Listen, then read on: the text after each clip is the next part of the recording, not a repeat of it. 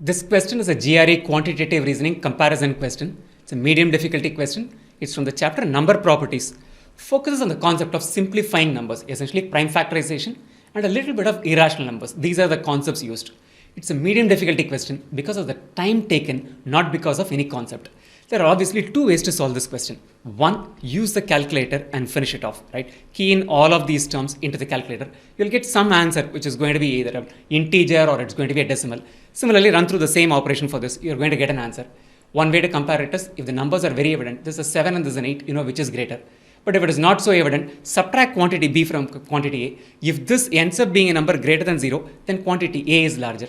If this ends up being lesser than 0, then quantity B is larger, right? So this is one way to doing it, but even this takes a lot of time. You have to look at this number, use the on-screen calculator, get to the answer. That might be time consuming, and if you key in something incorrectly, you're going to be in soup.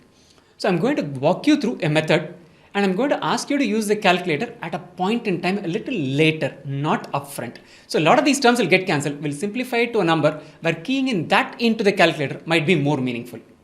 However, having said that, I'm going to be solving this question without using calculator at all. So you also know how to crack such a question without using calculators. Let's get started. I'm going to be simplifying quantity A. That's basically to start with by factorizing these numbers.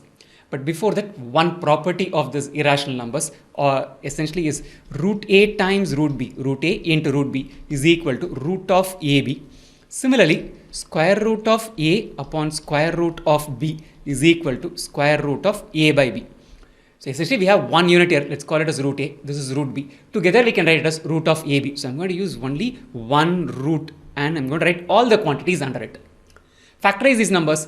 If you can prime factorize it, wonderful, or at least factorize it so that you know it's something times something, so certain numbers can get cancelled. Simplification is basically that. 143 can be written as 11 times 13, and this 169 is a 13 square. That's something that we know. So numerator is done. We have prime factorized it actually in this process. 208 is what? This is 52 into I'll write it 52 into 4. 52 is a 4 times 13 into 4. So this is 2 raised to a power of 4 into 13. 16 times 13 is what this number is.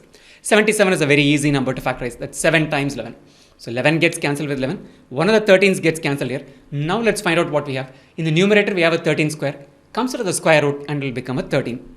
The denominator has a 2 power 4 under the root, comes out of the root and becomes a 2 square, which is a 4. There is only 1 7 inside the root in the denominator. So this is 4 root 7. So this number, we have simplified it as a 13 divided by 4 root 7. This is the time to actually use the calculator. But I am not going to use the calculator as I had mentioned. So let's do it, the comparison, when we come to the third slide from now. Quickly summarize it up till this point in the next slide. Basically factorize all of these numbers. We have prime factorized these numbers. So 11 gets cancelled with 11, 13 gets cancelled with 13, or this 13. 13 times 13 comes out of the square root as a 13. We have a 2 power 4 comes out of the square root as a 4, which is 2 square, and then a root 7. So this is what we got in the last slide as well. Pause the video here. Try and see if you can run through the same exercise for quantity B. Simplify it to a number, and then at that point, use the calculator to find out that value. Have we done that? Let's quickly run through it. See, when I said factorization, if you can spot some things evidently, that's going to help you. Test of divisibility and other things come of use here. Look at this number 459. Sum of its digits is divisible by 9, which means this number is divisible by 9. What times 9 is 459? 51 times 9. 51 is a 3 times 17 times 9. So actually not necessarily prime factorize the number. I basically written it down in a form where I think I can cancel some terms when I find them.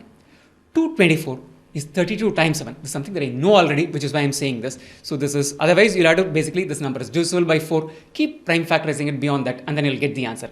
So 32 is a 2 power 5 times 7 divided by, again look at this 306. Sum of its digits is divisible by 9. So this number is divisible by 9. So what times 9 is 306? 34 times 9 is 306.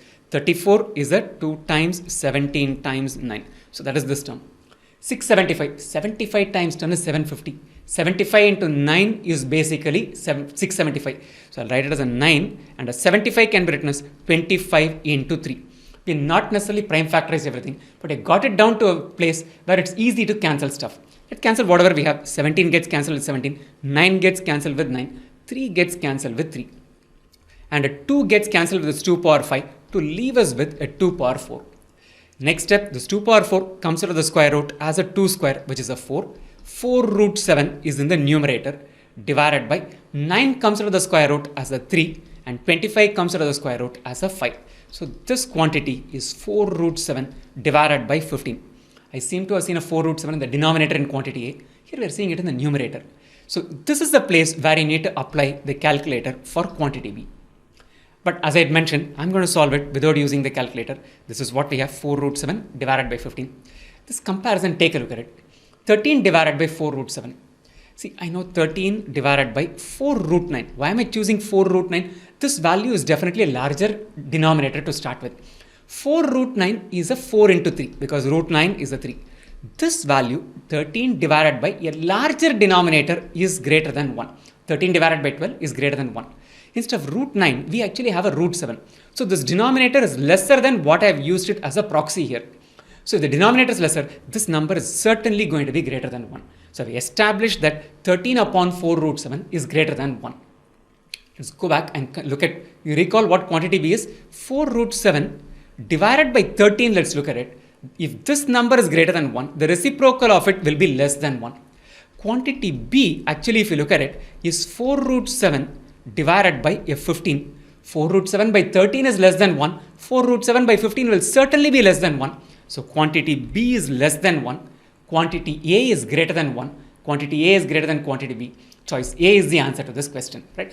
Things like this, if you can work around in your mind, saves you a lot of time instead of actually even keying things into the calculator. If you make a mistake in the calculator, you would have gone with the value in the calculator. Here you're using reasoning to get to the answer. Chances are you'll get the answer correct. There's a higher probability of getting it right here than just blindly keying it into the calculator.